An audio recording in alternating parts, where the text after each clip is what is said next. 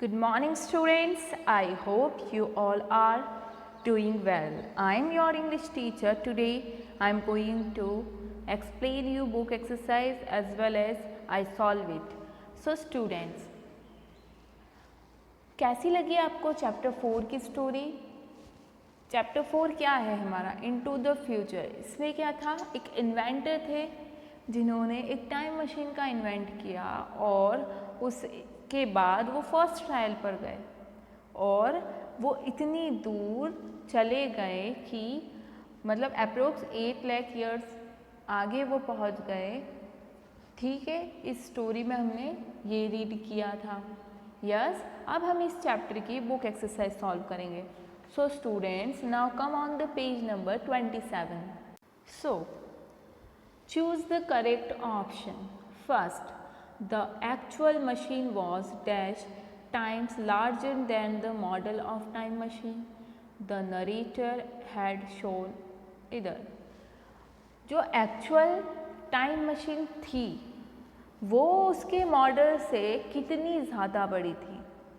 10 times, 15 times और 20 times. हमने पढ़ा था फर्स्ट लाइन में ही कि जो टाइम मशीन थी वो अपने मॉडल से 20 टाइम्स लार्ज थी। तो यहाँ पर किस पर टिक करेंगे? सी पर। Next, the writer and his friends gathered in a dash. जो राइटर है और उनके जो फ्रेंड्स है वो उन्हें कहाँ मिले थे? वर्कशॉप पर, किचन में और ड्राइंग रूम में। वो वर्कशॉप पर मिले थे तो ए पर टिक कर देंगे। Next, the narrator called his friend dash later to check how time machine work. जो नरेटर है, जो स्टोरी बता रहा है इस पूरी चैप्टर में, वो अपने फ्रेंड्स को टाइम मशीन चेक करने के लिए कि वो वर्क करती है कि नहीं करती है, वो कितने दिन बाद उन्हें बुलाते हैं? 1 मंथ, 1 मंथ के बाद, 1 ईयर, 1 साल के बाद और 1 वीक, 1 हफ्ते बाद। क्या आएगा इसका आंसर? सी। 1 वीक के बाद वो अपने फ्रेंड्स को बुलाते हैं। Next, a dash if pulled or pushed would make one go in time. ऐसी कौन सी चीज़ है जिसको पुश और पुल करने से हम टाइम में जा सकते हैं? लीवर, क्लॉक और हैंडल। क्या चीज़ थी बेटा टाइम मशीन में ऐसी कि जिसको पुश और पुल करने से हम टाइम में ट्रैवल कर पा रहे थे? A, lever. Okay, now second question, write T for true or F for false statement. हमें टी लिखना है ट्रू स्टेटमेंट्स के लिए और एफ लिखना है फॉल्स स्टेटमेंट्स के लिए। First, the narrator and his friends gathered for celebration and the workshop.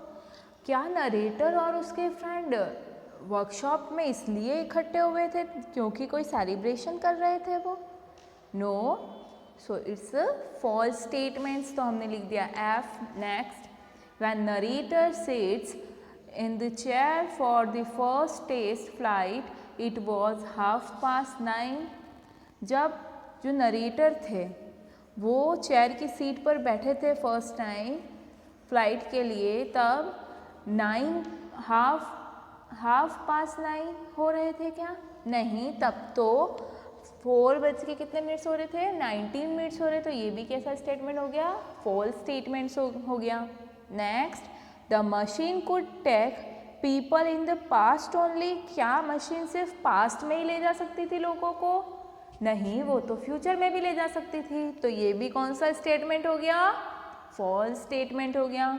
Next, narrator's hat hung on the chair. क्या नरेटर की जो हैट थी, टोपी थी, वो टंगी हुई थी चेयर पर?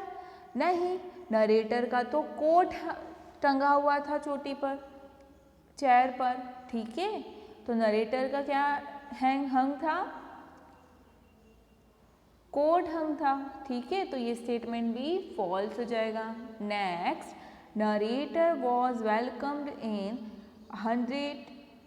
800 to 701 AD with thunderstorm. Yes, narrator का कहाँ स्वागत हुआ? 802 701 AD के अंदर। स्टूडेंट्स, मैंने आप लोगों को जब एक्सप्लेनेशन किया था तो मुझसे एक मिस्टेक हो गई थी, जिसमें मैंने आपको बोला था 2021 century. No, it's a 21st century, not a 2021 century. Okay, so students, आप उस चीज़ का ध्यान रखना कि अभी कौन सी सेंचुरी चल रही है? 21st सेंचुरी चल रही है। और कौन सा AD चल रहा है? 2020 AD चल रहा है। Okay, now student, question answers के फोटोज़ मैं आप लोगों को व्हाट्सएप पे शेयर करूँगी। Now turn the page. Students, question number 3 आपको नहीं करना है, इस पे क्रॉस कर दीजिए। सो synonyms of some words are given on the right, circle the odd one out। यहाँ पर synonyms दिए हैं, यहाँ पर कुछ words दिए हैं जिनके synonyms आपको यहाँ पर given है। जो synonym नहीं है, ठीक है, उस पर आपको सर्कल करना है। सो swaying, उसका क्या हो जाएगा? odd क्या है? flocking। ब्लर मतलब जो चीज़ क्लियर नहीं है, तो क्लियर क्या है? इसका अपोजिट है, तो ये सैनोनियम नहीं है, तो इस पे सर्कल करेंगे। पैनिक मतलब घबरा जाना, तो काम मतलब होता है शांत, तो ये इसका सैनोनियम नहीं है, तो इस पर सर्कल कर दिया। डेलिकेट मतलब बहुत सेंसिटिव वर्क, ठीक है, बहुत नाजुक, तो यहाँ पर बाकी सारे वर्ड्स क्या है?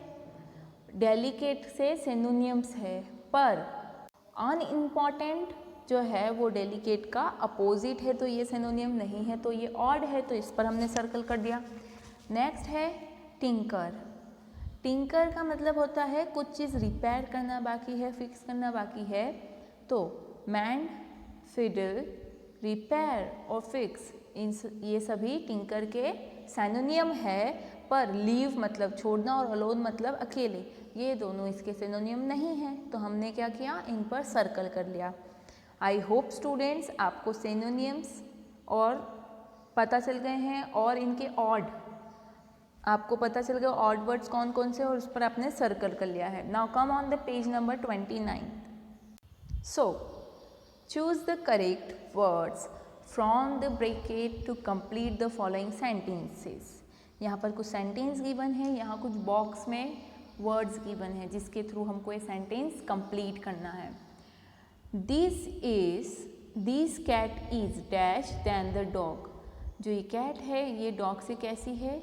स्मॉल है, but the mouse is the smallest. अब स्टूडेंट्स, यहाँ पर आप लोगों को कोई नई चीज़ सीखने को मिलेगी। अभी मैं हम किस बारे में बात कर रहे हैं? एडजेक्टिव्स की और डिग्रीज ऑफ एडजेक्टिव्स।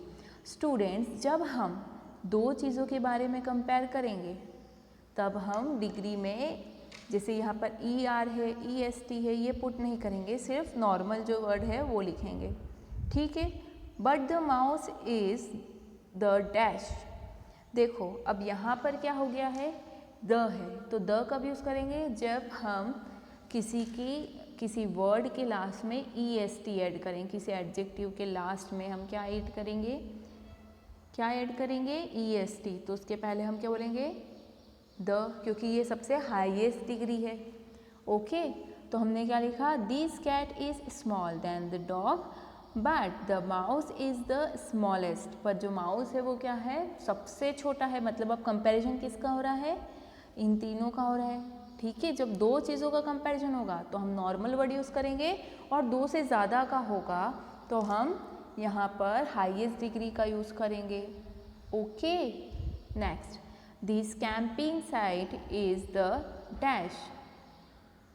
द है तो हाईएस्ट डिग्री गुड, बेटर और बेस्ट क्या आएगा? बेस्ट आएगा, तो हमने बेस्ट लिख दिया। Next, my teddy bear is big but a nice teddy bear, Ayaan's teddy bear is the dash. अब स्टूडेंट्स, मेरा टेडी बियर बड़ा है, पर अयान का जो टेडी बियर है वो क्या है? उससे भी बड़ा है। तो हमने यहाँ पर द लगाया था, तो हमने कौन सी यूज़ करी? एडजेक्टिव का हाईएस्ट वाली, तो हमने लिखा बिगेस्ट।